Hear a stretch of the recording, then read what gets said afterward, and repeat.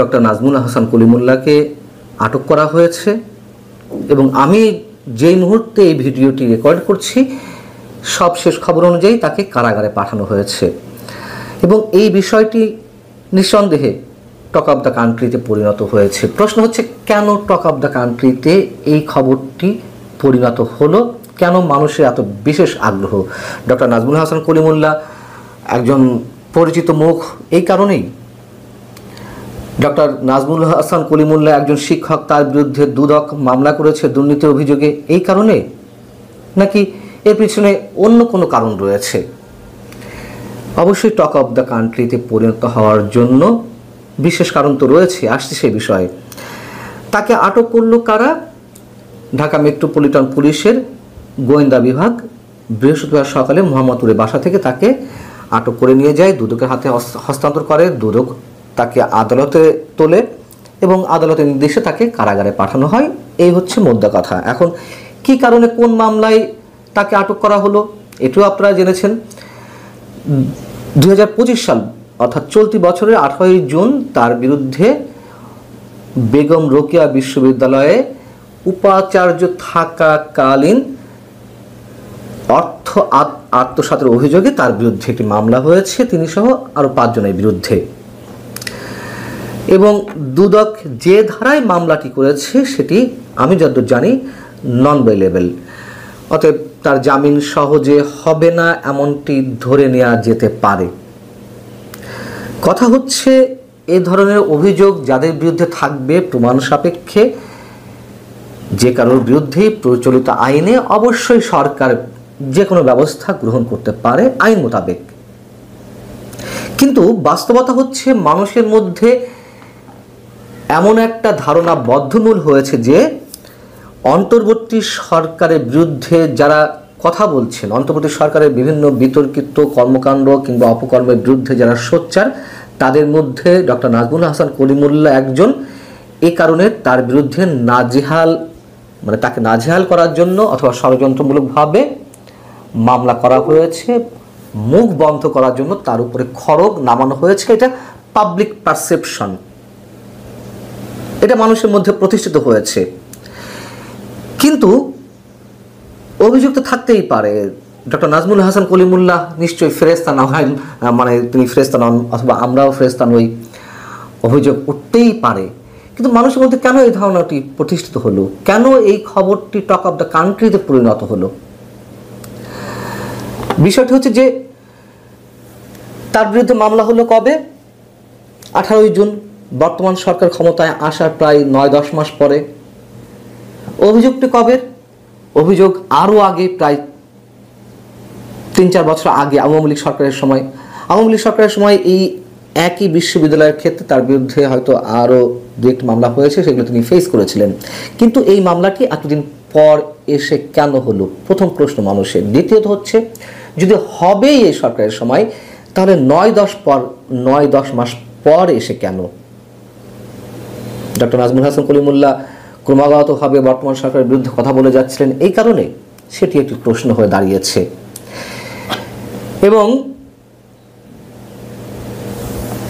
আরও যে প্রশ্নগুলো দাঁড়াচ্ছে, দুদকের ক্ষমতা অসীম, যে আইন কানুন রয়েছে দুদকের ক্ষেত্রে আমরা যেটি জানি, কিন্তু সেই অসীম ক্ষমতা কি দুর্নীতি দমন কমিশন সবার বিরুদ্ধে সমান হারে করে? নিশ্চয়ই না। আবার কারো কারো বিরুদ্ধে মামলা করলেও তাদের অ্যাকশনটি কি সমান হয়? নিশ্চয়ই না। আমরা সবাই জানি দুর্নীতি দমন কমিশন, দুদক একটি রাজনৈতিক হাতিয়ারে পরিণত হয়েছে।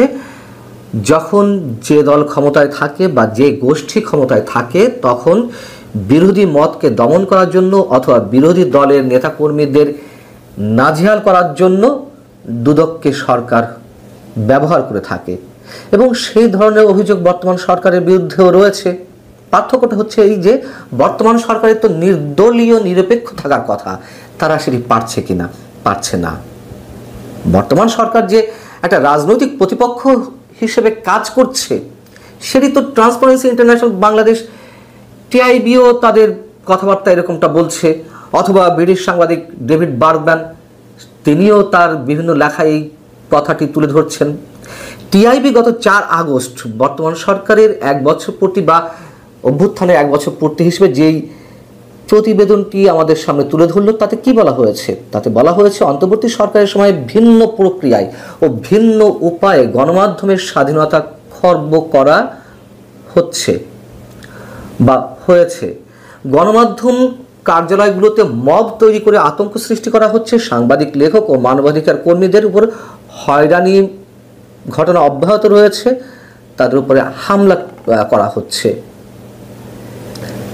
এসব কারণেই মানুষের মধ্যে ডক্টর নাজমুল হাসান কলিমুল্লাহকে আটকের বিষয়ে এবং তাকে কারাগারে পাঠানোর বিষয়ে